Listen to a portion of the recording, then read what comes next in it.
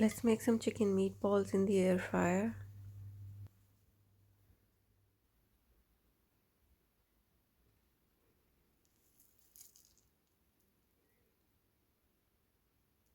I've taken half kg of chicken keema. You can use lamb, mutton, beef, whatever you like. I'm gonna add a tablespoon of ginger garlic paste, tablespoon of tomato paste, a tablespoon of kasuri methi, turmeric powder, salt, coriander powder, paprika, cumin powder, red chili flakes, chopped capsicum or pepper, green onions, coriander and red onion. Everything is gonna go in. Olive oil. Mix everything. This is how your mixture should look like. Take some water on your hands and make the meatballs.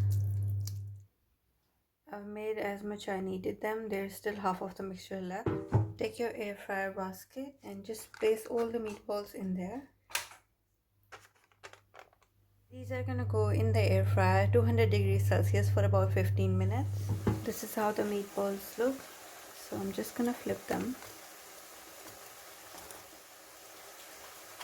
Now I'm gonna cook them on this side for another 10 minutes. These are done.